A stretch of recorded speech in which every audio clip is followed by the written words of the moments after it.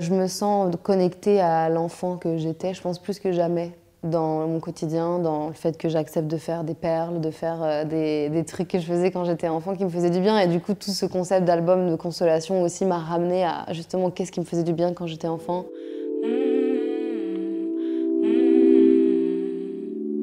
Pour moi, la consolation, c'est un concept un peu oublié de l'enfance qui est un peu mis de côté quand on est un adulte, un peu comme les activités manuelles. Genre, on arrête de faire des perles et on arrête de vouloir être consolé.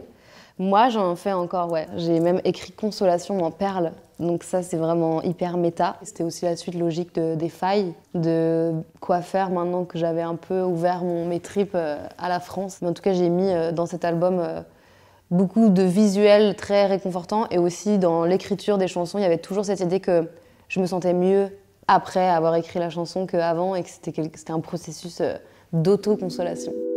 Et tu voudrais savoir si j'ai des marques dans le dos, dans le dos, dans le dos, dans le dos. Je t'aime après la guerre.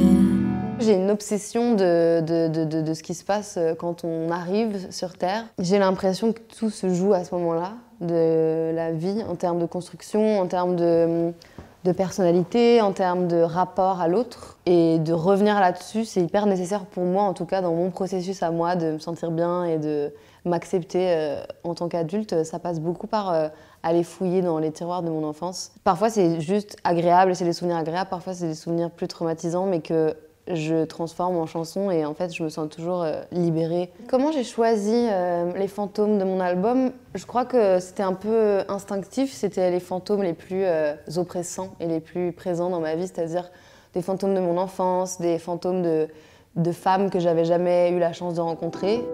J'aurais voulu le soir confier tes peines à la nuit ou les porter sur mon dos, sur mon dos.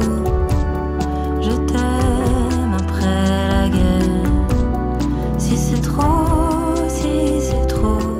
Nelly Arcan, c'est une autrice québécoise, plutôt connue parce qu'elle avait fait de la chirurgie esthétique, qu'elle était assez obsédée par son apparence, et peu en fait par le contenu de ses livres où elle expliquait pourquoi elle faisait ça et comment elle se sentait piégée un peu dans ce schéma-là d'obsession de sa propre apparence et d'obsession du désir des hommes et tout. J'ai écrit cette chanson un peu comme une lettre à moi-même et à elle en même temps, parce que je pense que ce qui m'a marquée, c'est que je me suis rendu compte que tout ce qu'elle disait et tout ce qu'elle dénonçait, c'est des concepts et des sensations que moi j'ai encore en 2022 et j'avais envie moi-même de me consoler de cette situation.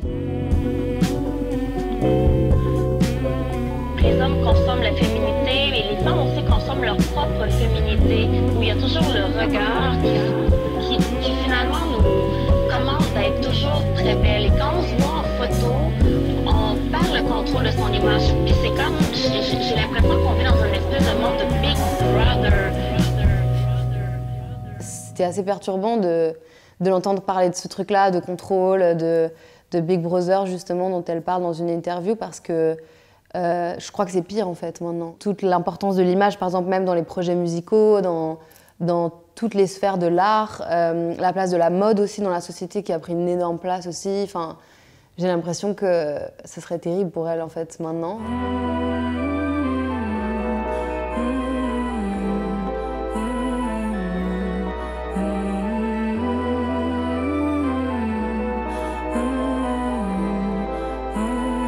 Claude Ponty, c'est mon illustrateur préféré de jeunesse. Pour moi, c'était hyper naturel pour cet album de consolation qui part de mon enfance, de le contacter. Il a dessiné une illustration par chanson. J'ai forcément dû passer par la fabrication d'un champignon géant parce que comme il y en a beaucoup dans ses livres et aussi dans le travail qu'il a fait sur mon album, c'était un peu la suite logique. Et j'aimais bien aussi l'idée que c'est moi sur la pochette, mais ça pourrait être n'importe qui d'autre parce qu'on voit pas mon visage et qu'on voit que mon corps. C'était comme une prolongation de son travail dans la vraie vie. Je me suis vraiment inspirée de lui et de ma passion sans borne pour les champignons.